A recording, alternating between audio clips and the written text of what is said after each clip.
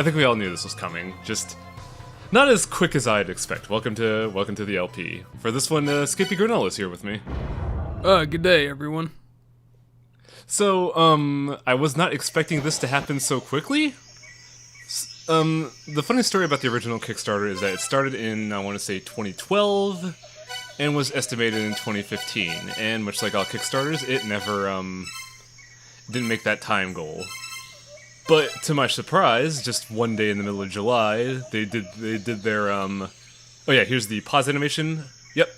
Best time we're gonna get the full view of the animation. She has her own pause animation. Oh, what was she making there? Onigiri, or? Onigiri, yeah. You can't make a roll out here.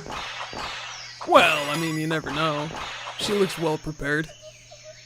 Who is this? Who is this blonde bombshell? Is the dumbest name, in my opinion, but still a good character. This is Lumisa. This is, Lameza's daughter from the first game.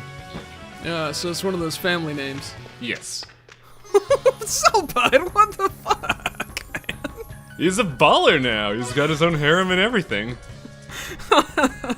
He's got one of those wicker chairs. Yeah. Ah. Also, do you notice that while it shows a castle outside, the inside of this area is just a tent? Yeah. It's just a facade. Mm-hmm. Gotta maintain an image. But yeah, to dial back on what I was talking about a minute ago, I believe it was like the last week of July. They did their Kickstarter goal of curry party and discussing the game, and up until then, nothing has been stated about the game. All they would do is talk about notes about game development, music, and all that stuff. And then in the middle, his computer. Yep, he has his own Twitter because he's a programmer still. No. He's old. His memes are dusty. Yep. So during this conference, they would he would just say, "By the way, we're releasing this next week. Have fun, guys." And I just sort of like, "What? What do you mean next week? I'm not ready." I'm not prepared. So once the game released, I streamed it on hard mode like a fucking imbecile. Well, hey, you're from the first game, and what's that you're carrying? that's the biggest onigiri I've ever seen. Oh no! Yep. For those from the first game, Too late. It's gotten HD. So, for those that remember the first La-Mulana, it had the worst introduction segment ever. Like, it told you nothing, it guided you to nothing, and you were expected to know things from the manual that was a PDF in the game files in a folder that you were not really directed to in the game. But also, here's a little Easter egg. If I could get... There we go. Why are you destroying Zelpud's statue? There's another... Do you think he'd... There is another Easter egg that I cannot do yet with that statue. But yeah, one of the big things that people did not like about La-Mulana 1 was the introduction segment was mercilessly unforgiving and had esoteric knowledge even then. Dick nuts. I remember recently I showed Mecha Prime this game, and I kind of had to guide him because he admits he would have no idea of knowing any of the stuff I told him without, like, outside help. La-Mulana 2 is a lot better about that. La-Mulana 2, the first area that we're going to do in this video is basically a huge tutorial segment. They teach you everything you need to know about the game, and they give you everything you need out the gate wholesale, and it's really fucking good. And all this time, Zelpud's gonna be texting. Yep, that's one thing that hasn't changed. So, for those of you that have played the first game, you're probably kind of going, holy shit! That's the old grandpa that helped us before, and he's just, you know, chilling. Chilling, waiting to die. Like Yep. you do. For those that haven't played the original game, in the late to end game segments, you would meet the four philosophers. There are four high-ranking individuals of the 7th tribe of children that would help you bring peace to Mother. Alcinata was the philosopher of death, and while that brings out a lot of technical questions, it basically meant he gave you access to everybody else. In this game, he's more of a lore figure. He's there to give you background information, because you can actually play this game without playing La-Mulana 1. You would miss out on many of the intricacies of the game without playing the first game, but you could still do it. Ooh. Modro's selling a gat. Mm-hmm. Same dude as last time, too. He would sell a gun to La Mesa. Just an arms dealer. Yes, Zelpud. Women be shopping. I'm gonna kick down your castle. You probably could, because in my opinion, it's probably just a, like, plywood cutout. Oh, it's straight up just a like, carnival facade. Mm-hmm. He's just like, yeah, I live in an Austrian Schloss now. God, I got Schloss money. I do gotta say, I really love Lumisa's aesthetic, because the more we go through the game, the more you'll realize she has way more personality than her father, in a lot of good ways. Because if you saw the attract mode that is going to come alongside like this and the next episode, Lumisa has a really weird quirk that I think is makes her a more interesting character. I noticed that when you scanned the hot spring, it said that it was good for curry addiction. So that is the exact same text from the first game. If you scan the hot springs in the first game, you'll get that same message. And it turned out to be a fucking lie. No, well, Lumisa doesn't eat curry. Well, no, but I mean, Lameza. Yeah, the amount of time he spent in that thing. He's still a curry fiend, which you will actually see in this game. So, you're both an archaeologist and a trained ninja. That's actually interesting. You don't get her log until one of the later parts in the game, but it explicitly states that Lumisa is not an archaeologist, she's an adventurer. Really?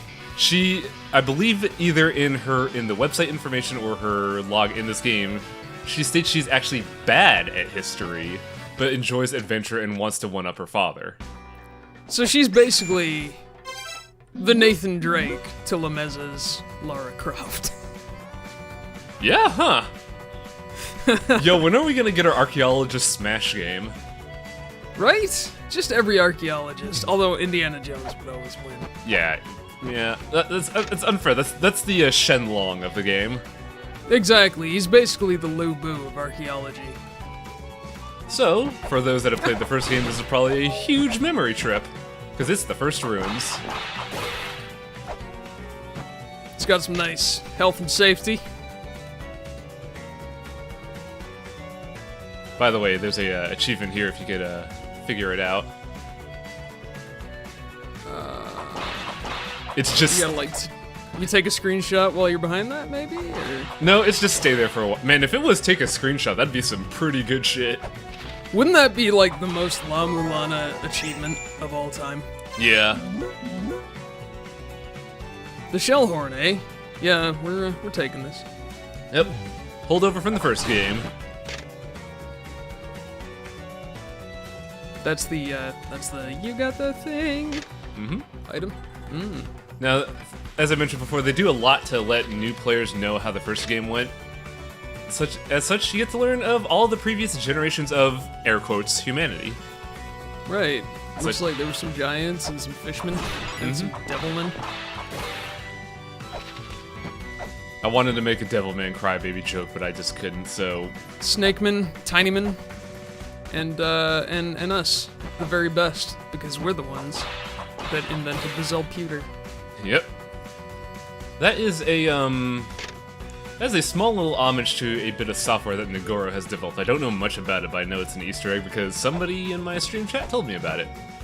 Oh yeah. Now, I haven't expanded upon what differentiates Lumisa from her father. The big one is air control. You can control your jump in this game. What the hell? Are you sure she's not a ninja? Oh yeah, she's a ninja. It specifically states she specializes in infiltration, actually. Ah, that's good. Heiner is an interesting NPC that I didn't realize existed until I went back and saw Mecha Prime play this game. For those that have played the first game, that is the dude that is just outside of Argus's area on the surface. Oh, I noticed that he's got a framed picture of Argus behind his... Good times. For those of you that have played the first game, you were probably upset when you got the Holy Grail this easily. because it was fucking dumb to get in the first game. Oh yeah. Also, You had to really La-Mulana yourself. Yep.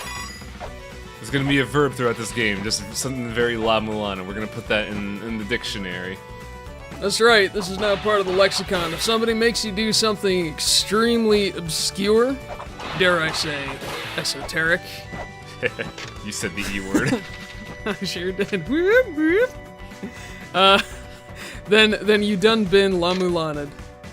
No, I didn't have time to mention it because it's ultimately a dumb useless factor, but in the area where Heiner is a treasure. You can't get it now, and not for a while, but it's still there, and you could actually see it if you scroll back and look at the footage.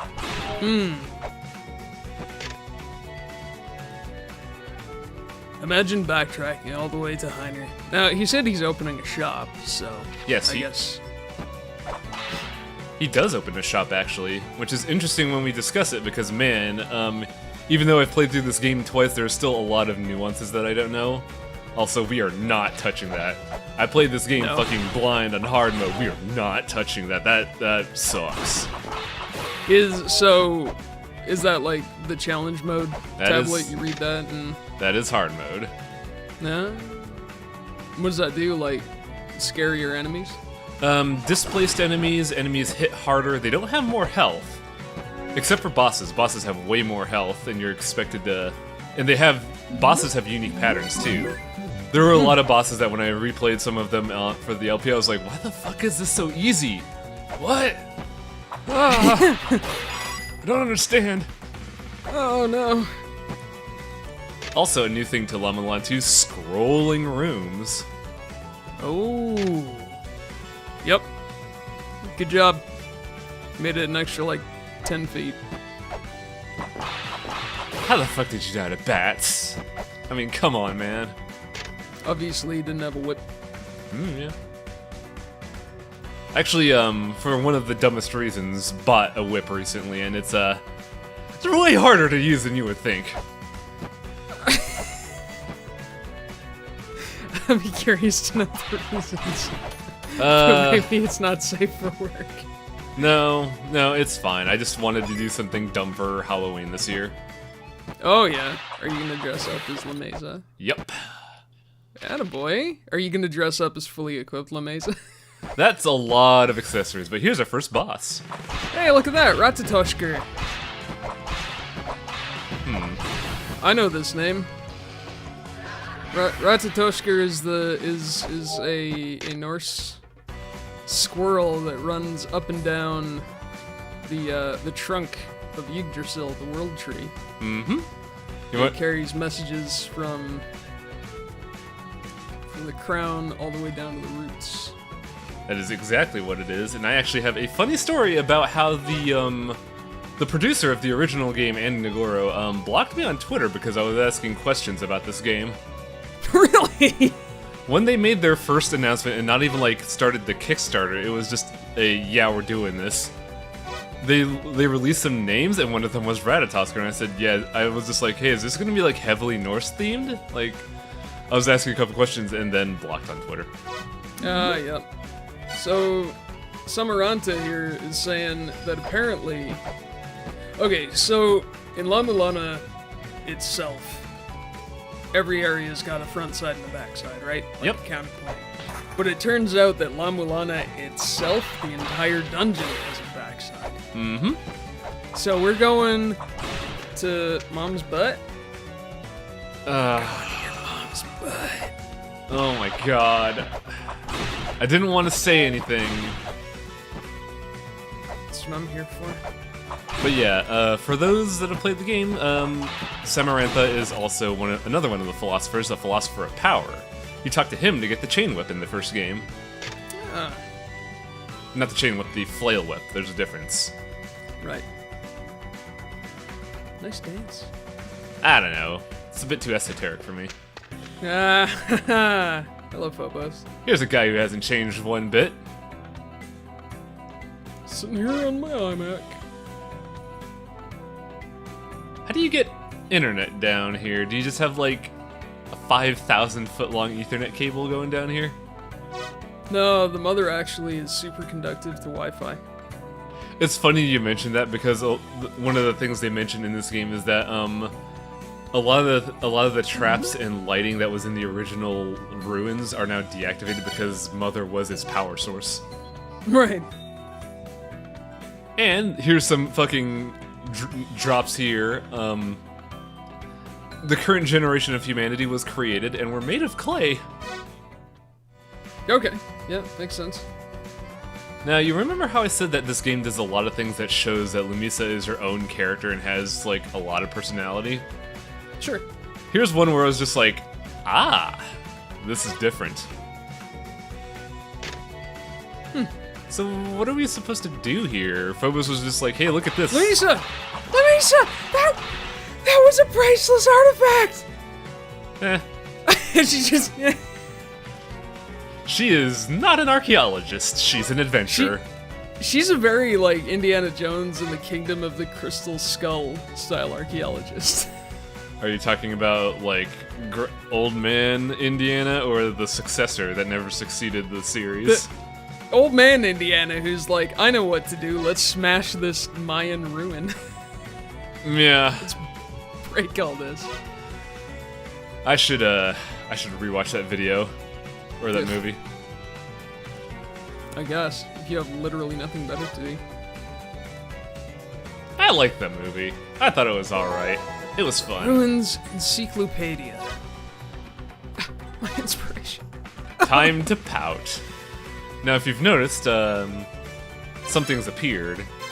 You don't need this to quote-unquote 100% the game, but there are microchips containing information on every character. That one up there is Phobos. We can't get it.